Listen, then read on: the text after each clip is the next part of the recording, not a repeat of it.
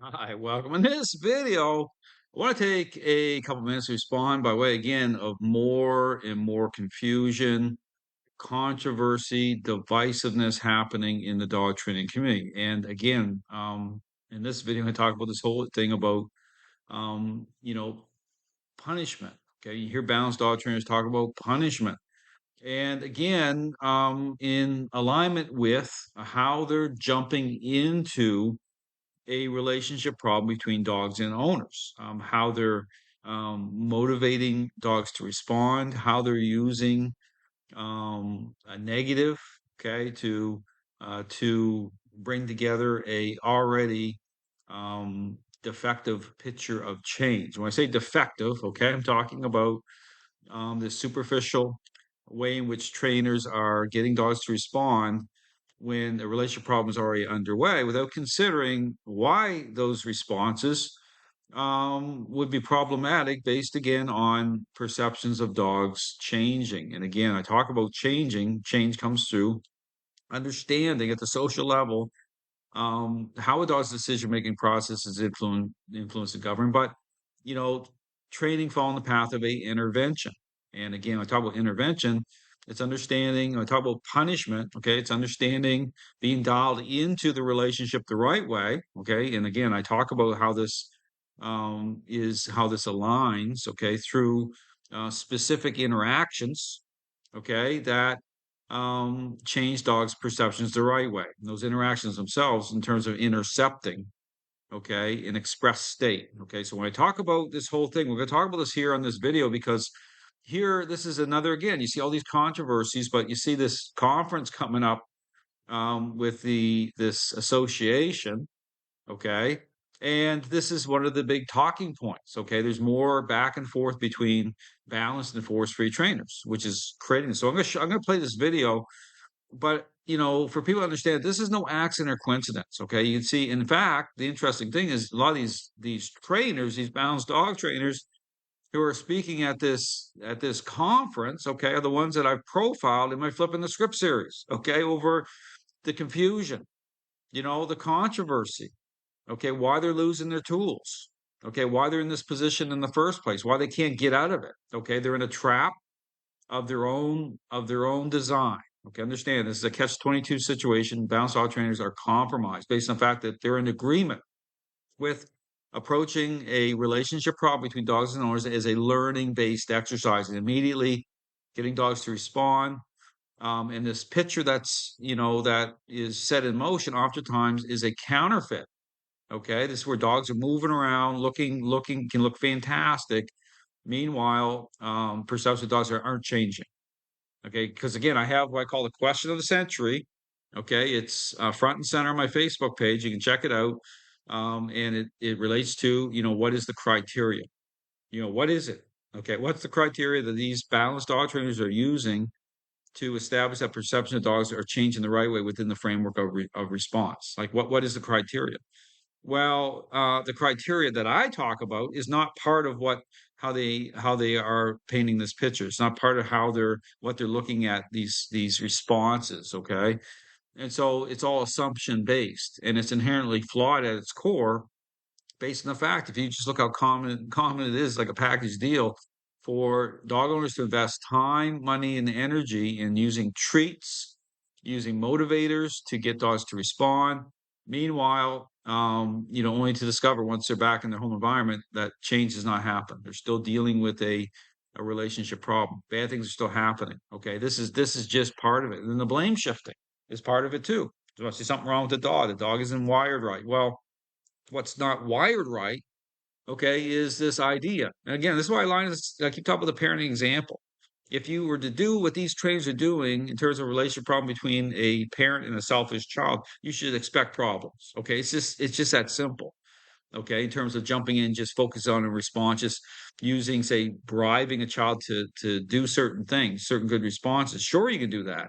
And those responses are good responses, but it doesn't mean the relationship's getting any better if that's your entire basis of everything. It's just engaging that way with just superficial response. Just, hey, you pick up your toys, you get $100. Yeah, you can get some responses happening in a very motivated way. That's not the criteria.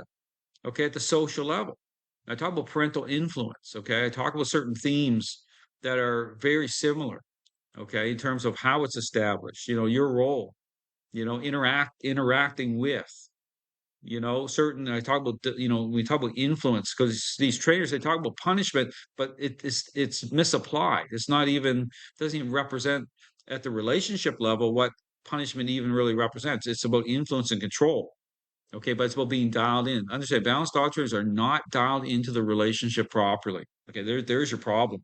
And so what they're keying up on here, we'll talk about this, is totally disconnected. So let's go down here, guys. I want to play this video. This video, okay, is recent, okay, 14 hours ago, as I'm doing this video. But I want to respond to it so people can apply critical thinking here to understand, the problems in the dog training community. So here, read this. This is from the president, okay, of this association. It's concerning, to say the least, that any professional dog trainer would argue against or minimize the importance of timing. So we talk about timing. Well, what's that? What he's talking about? Timing of this thing about response.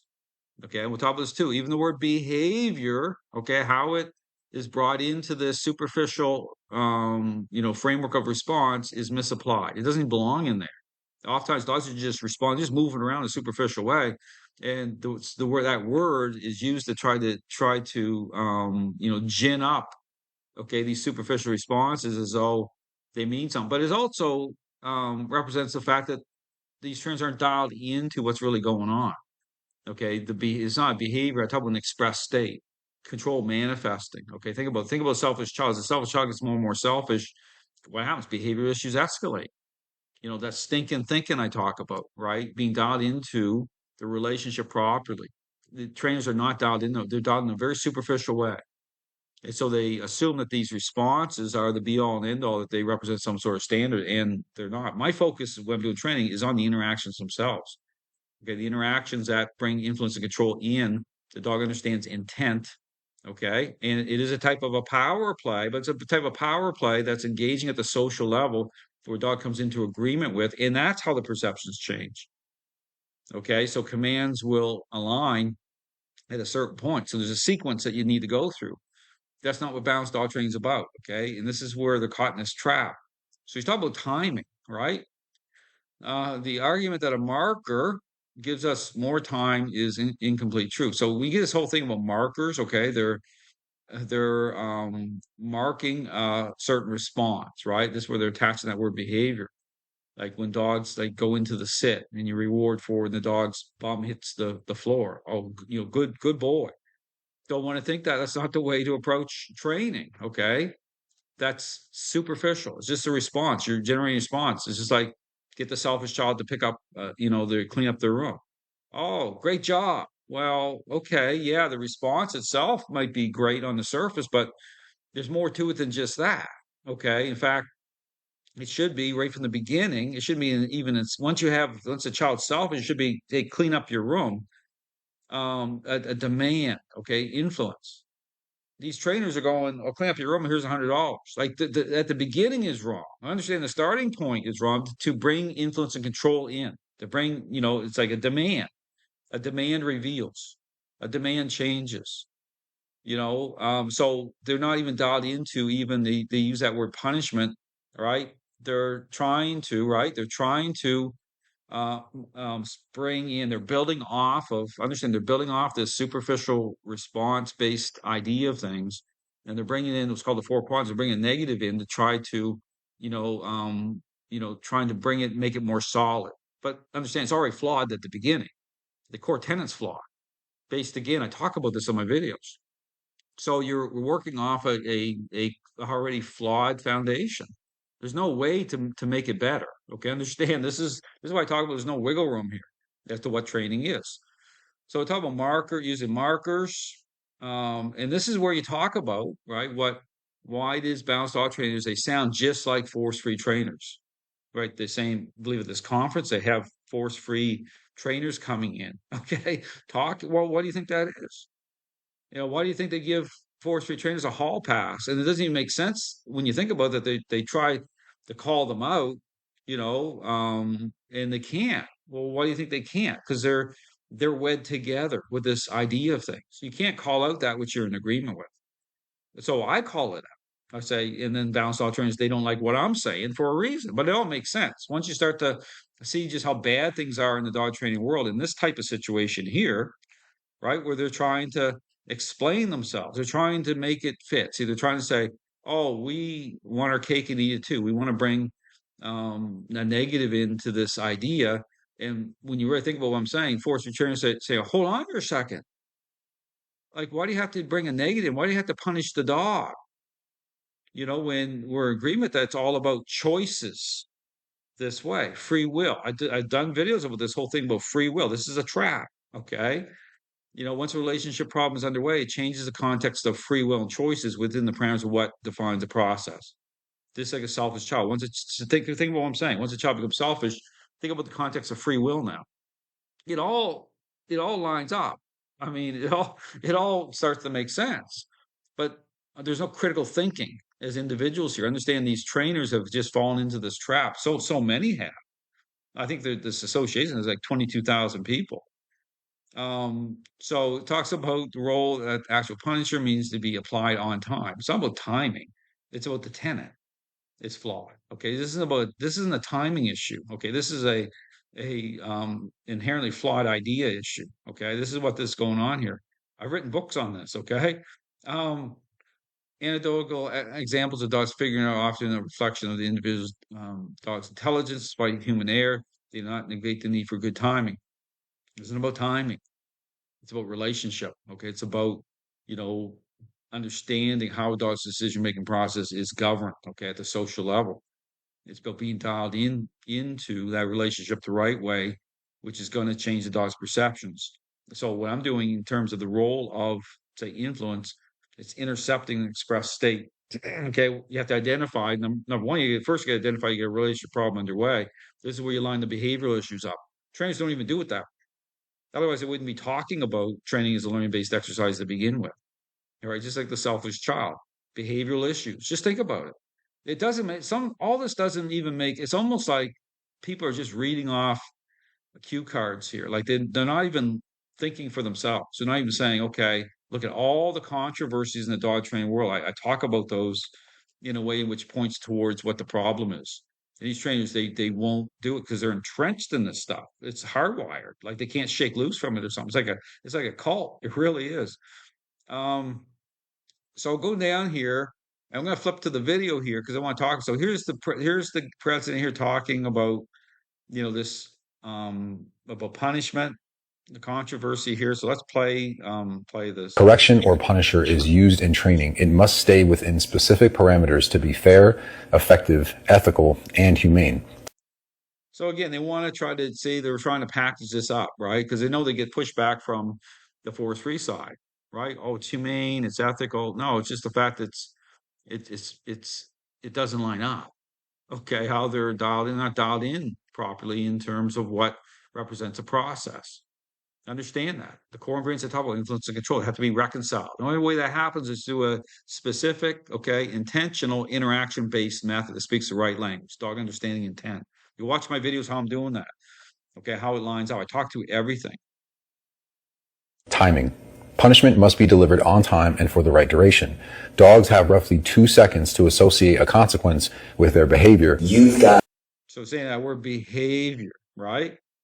So, and this is where I talk about balanced alternatives being in the reactive posture, right? So they're not dialed in that way. So the correction part of that too is when control is manifesting, right? If you're dialed in properly, okay, you're intercepting that state of mind just as it's being expressed versus it's called loading, or at that moment where, the kind of wheels are coming off the train and control is manifesting at a higher level, then you got problems because then the dog could redirect on you, okay, and you're not dialed in a way that's going to be truly going to be able to be effective in terms of changing the dog's perceptions. Okay, so the more proactive it is, the more it makes sense to the dog, the more agreeable they're going to be, and it's going to make sense.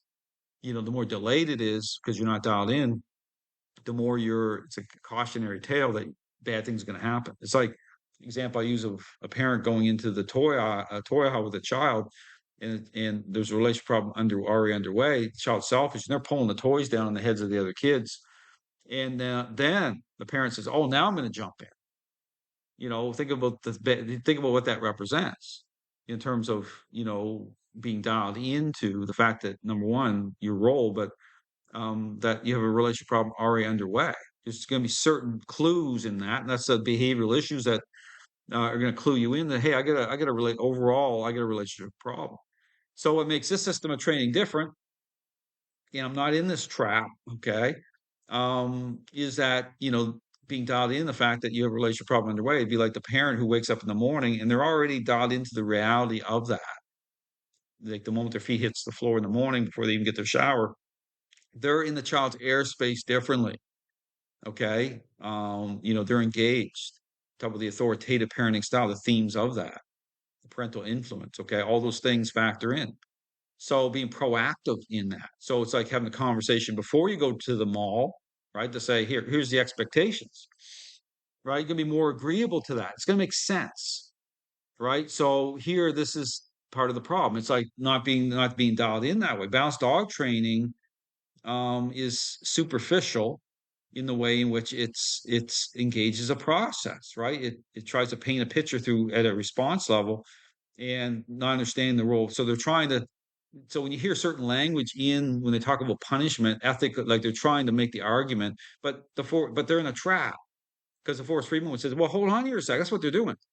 Like we show that if it's just about choices that way, if it's just about response that way, then you don't need to use a punisher. You don't need to correct the dog. See, it's about changing focus. Again, this thing about the difference between intercepting, changing focus. This is why these balanced dog trainers they fall in the same trap of certain concepts that way as well. Counter conditioning. I talk about behavioral adjustment training. I talk about all the different things that they're in agreement with. Well, sure they are. See, and see when you start to look at all the contradictions and the traps they're in and the things they're saying, it starts to make sense why they're in a bind. Okay, they're in a bind here. They can't get out of it. This is another example of being in a bind.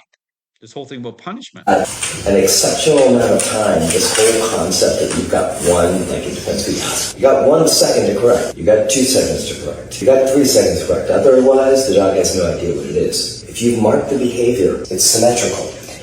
See, Sean O'Shea, who's here, like this is part of the controversy here, is like, so here you're the president of the association coming up against a balanced dog trainer statements. Okay, so that's why I talk about they can't even get along with each other. They're not even in agreement with each other over certain things. Even remote callers, you see the debate in the balanced dog training community.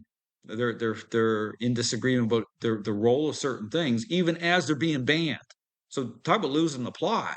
Like, so if I was in government and I had a certain bend towards a certain ideology, I would look at the confusion and balanced dog training community. I'm saying they don't have their act together. Sure, we're going to ban those tools. And see, that's the problem here is that there's no clarity because the process itself is superficial. Isn't dialed in properly. If it was, things would be much different here. Okay, much different. A lot of this has been put forward by the pure positive force free movement. So same thing. So it brings up the pure positive force for Sean O'Shea. But I've done videos about Sean O'Shea. Same thing. He's in the same trap. So they want to try to call out, like the other side. You can't do that. It doesn't even make sense. That's why there's no movement there. That's why the force-free movement is gaining ground.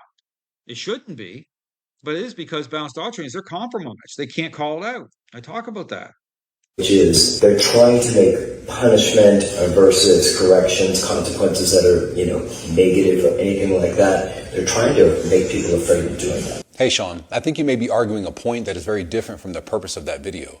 The purpose of my video was to address the clear misuse of punishment and explain the basic parameters for fair application. It wasn't meant to be a masterclass on markers. It's not about fair application. Not about any of that. It's about understanding what defines, process, the role of. So this individual here is putting it within the parameters of framework of response. The way I talk about it is problematic with how trainers are setting that in motion at the beginning of a relationship problem, and in those responses themselves can't be trusted. Okay, can't be even because I put out I call it the question of the century. It's a statement. It's at the top of my Facebook page. How these trainers, because here it is. How are these trainers, including this trainer, how are they establishing that the perceptions of dogs are changing the right way within the framework of response? What's the criteria?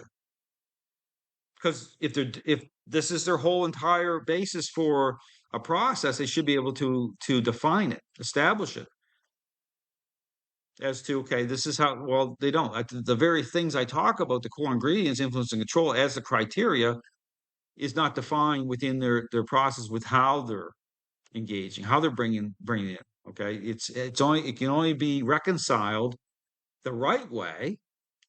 Okay, aligned the right way through a interaction based approach. That's it. That is the way. And certain things lining up through that in terms of dog understanding intent, got to speak the right language, the interactions themselves have to align properly. I go through all of that. So, you have to apply critical thinking here, though. That's the problem. It's like these trainers are just like reading from a teleprompter. Like they're not looking at, say, as individuals saying, okay, what's the problem here? Trying to move over here to play some more of this. It's just jumping up on me here. There we go. Condition punishers, act of God punishers, schedules of punishment, or every nuance involved in punishment-based learning. Now, you may feel that I should have included condition punishers, and that's fine, but that just wasn't the focus of the video. That said, even when using a condition punisher, time... Again, this is the frame up response is already superficial. Okay, understand this whole thing about the 4 quadrants, right? It's the same thing. Core tenet's flawed based on how it's applied. Engaging a relationship problem that way, setting in motion responses that the criteria, okay, the core ingredients are not reconciled. Okay, that's the main problem here. Understand that. Timing still matters. The marker itself has to be applied within the appropriate window for the dog to have the best chance of understanding what behavior is being addressed. So he brings that word in as well, attaching a word to responses that these trainers are assuming represent that they're aligning. Okay, the dog's state of mind's aligning in which what you assume that you're seeing. Okay, that's inherently flawed. Understand that. Totally flawed. You can just apply the parenting example to that, okay, with the examples I mentioned about engaging that way with an already selfish child. It's like they can't, because understand they're not dialed in the way I talk about. They need to be, but they're not. The main point remains the same. When using punishment, timing is critical. Some trainers, including myself, refer to a more practical window of about 1 to 3 seconds. So it isn't about timing. Okay, it's about relationships, it's about the process, it's about what defines training. It has nothing to do with timing at all. Okay, this is a problem that goes right to the heart of what the problem is in the dog training world by way of what is being marketed as a process. And don't take my word for it. Okay, you can go into the dog training world, okay, and if you're again, and you look at just how many dog owners, okay, experience this counterfeit picture I'm talking about. You're getting your certificate, dogs are moving around looking fantastic, and then you say there's something still wrong here. Is it really the dog's fault? I mean, there's so much the blame shifting. Understand that when you get this level here, there's so many doing this, like over 99% of dog trainers, it's incredible. Or 99% of dog trainers are in this trap. Then blaming dogs or lack all these bad things I talk about, that's become normalized. Okay, so the dog training world's a mess for a reason. It's a train wreck. So here's another right here. Here's an example of this. Of trying to push back on, right? Get taking heat from the force free side. Because here's the thing is force free trainers, based on what this idea represents, they look a lot less confused. They're totally wrong, but they look a lot less confused than balanced dog trainers. Balanced dog trainers have put themselves in this trap. There's no way out. They can't bring a negative in and try to justify it or reconcile it because it doesn't reconcile through this ideology, through what it represents based on its application. It doesn't reconcile. There's no way to do it. So good luck with that. Okay, so I'll just put it out there. Anyone paying attention, check out my YouTube channel. I got lots of great information. I talk about the real problem. I talk about the solution. I line it all up. I've written books. I got the study up there. I got everything up there. But this is I understand this is also a identity issue. Okay, it really is. It's like a type of stronghold here. Understand that these trainers are totally locked into this stuff, and it's like Why do you think things are getting just worse and worse and worse? It's because of this reason. So check out the information I put out. Thanks for watching.